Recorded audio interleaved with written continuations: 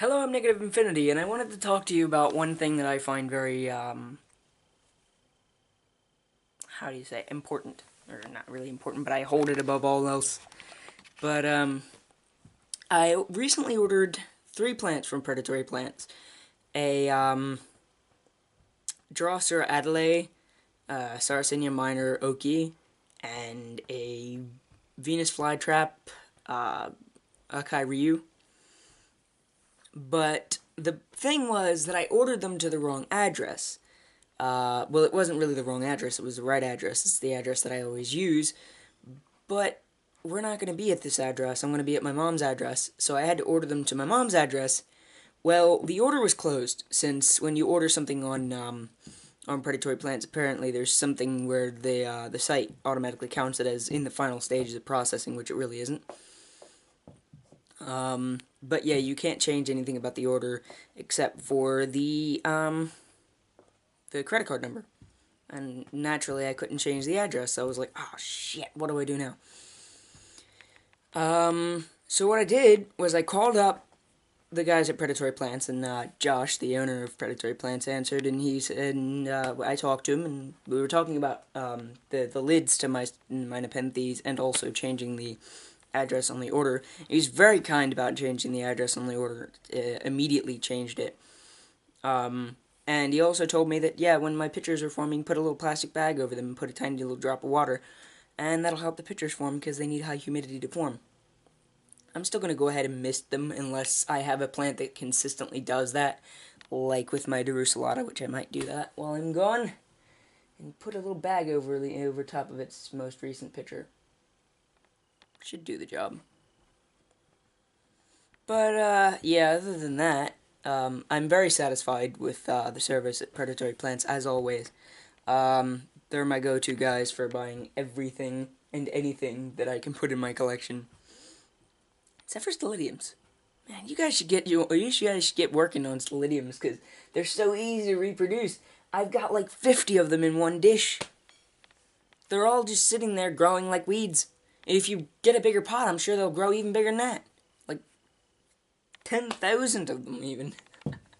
I mean, you could reproduce these things like hotcakes. They'd sell like hotcakes, too. Because they're that plant that not everybody's 100% sure that they're carnivorous. Plus, they have those little trigger hairs. Or not the trigger hairs, the little trigger. The style goes like that when you touch the flower. Mine was in bloom when I got it, but it hasn't bloomed since. But that's not the point. Here, let me just take you on a little tour of the plants that are from Predatory Plants, and you'll get kind of that feel what I mean by when I say, oh shit, yeah, half of my collection, if not more, is from Predatory Plants. Yeah. You gonna eat some pasta? No, I already ate. I don't understand why these people keep talking to me. This is from Predatory Plants. This is a division of a plant from Predatory Plants. This is from Predatory Plants. This is from Predatory Plants. It's not doing so well because I'm bad at ventricosis. This is from Predatory Plants. Now we're gonna go outside because the rest of my plants in here, which are only like 2 plants. Also, this guy is a root cutting of a Drosera binata that grew, and I'm so glad because I finally found a way to reproduce Drosera binata, because leaf cuttings and flower stem cuttings weren't working for me. So we're going to go ahead and move on to the outside plants. And so far only 2 plants indoors are not from Predatory Plants. And now we go outside. I didn't get the Sarracenias from them because the Sarracenias that I bought, for the Sarracenia I bought from them, because I think I only ever bought one except for the Oki that I have in the mail right now. Oh, look at the flower stems! All the flowers, either the flowers that it had on it when I was last here, they've wilted, but you can see a couple of little buds that are about to open up tonight. They'll open up in the middle of the night, as most Drosera flowers do, although I've seen binatas open up in the morning, and even sometimes last through the morning if they've even opened up at night. This guy is not right down here. Oh, look at how tall the flower stem's gotten. It's gotten so tall that it can't hold itself up anymore. I'm surprised, because the air currents are good out here. Oh, you can see a little binata flower down there.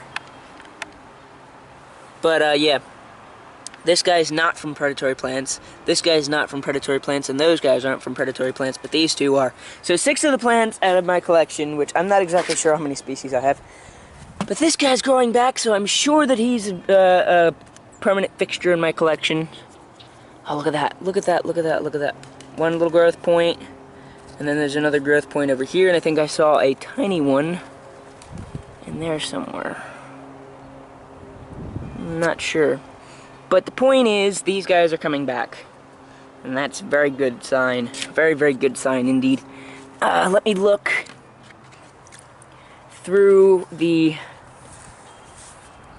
Scarlet Bell, because I'm not sure if I'll have to buy a new Scarlet Bell or not. Hopefully not. I'd rather these guys grow. I really like them. In fact, the Scarlet Bell was my first carnivorous plant in my whole collection. And a lot of these little growth points are fading. So I think it's dead, unfortunately. But yeah, as you can see, I have quite a few plants from predatory plants. Not sponsored, by the way. I just absolutely love that site, and I absolutely love their work. Main reason is all the plants are on the cheap, and it's $5 for shipping, flat rate, no matter how many plants you get. Unless you get so many plants you can't fit it in a box, and I didn't count for that one. But, I might eventually do that one day. Just get like 20 different species, and they're just like, "Whoa, that's the biggest order we've ever had." I'm gonna be like, "Yep, yep." So 1, 2, because I have 6 outside. 1, 2, or not 5, because I think the Scarlet Bell's dead. 1, 2, 3, 4, 5, 6 species inside and 6 species outside. That's a huge decline. Only 12 species? Really? Also, I didn't count the Binata, because this is not a species of its own. And technically I shouldn't count the Multifida, because that's really just a variation of a species. But I'm going to count it, because it's a unique plant in my collection. You can see, be careful with your Veitchii. They do not like a lot of sunlight. I learned that the hard way. Yeah, as you can see on here, another sunburn. It's not good for them. Especially with a newly developing leaf, which got burned. Yeah, that one got burnt in the sunlight because it went right over top of the Sarracenia dish. I'm gonna put you... Yeah, I can't put you over there. Where can I put you? If I could move him back here somehow. Yeah, the Veitchii is very, very solar sensitive. So you gotta be careful with it. It's one of my most finicky plants in my whole collection as far as sunlight is concerned. That title used to belong to my Miranda. My Sarracenia, my baby Sarracenias are doing really well, but they don't have any pictures on them yet, or any carnivorous leaves. Even juvenile carnivorous leaves. They're young.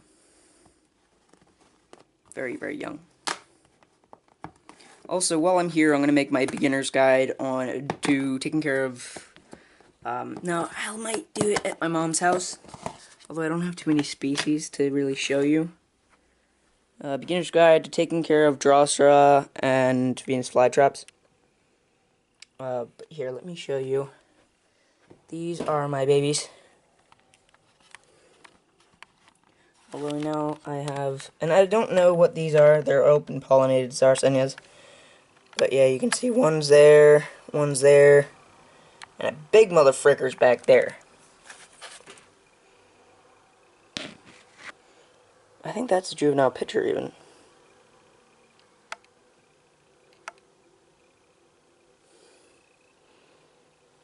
And I think that's also a juvenile pitcher. Which is really good that these guys are starting to form juvenile pitchers. I think this guy might have come to the end of his days.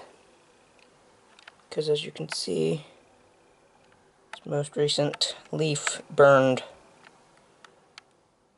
So I'm not sure. And these are not the whole amount that are going to grow here. They're only the amount that have grown most recently.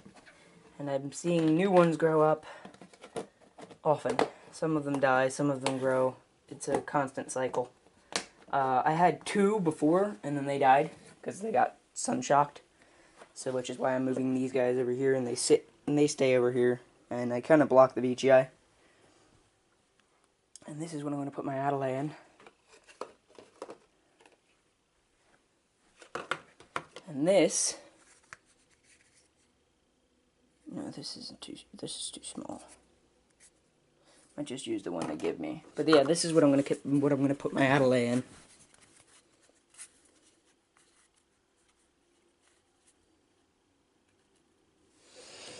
I'm going to go ahead and make up this pot in the meantime.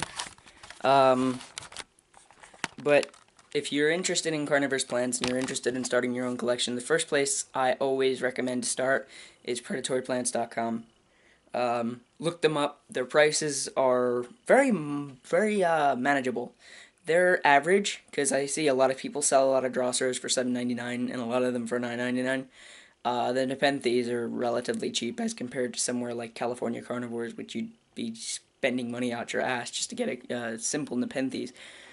I'm not knocking them. I got my multi-feeder from them, and it was good service. The pot's really well made. See, that's something you're not going to get out of predatory plants, is they are bare bones, and that's why their prices are so cheap. They don't decorate their pots up. They don't give you these super nice cord products. 3.5 squared pots that I absolutely love, which is what I'm going to start potting my plants up in as soon as I can order 10 of them. I might even order 50. I'm not sure. But, yeah, I love those pots. I absolutely love them. I'm going to try to put every single freaking plant that doesn't have really deep roots in them.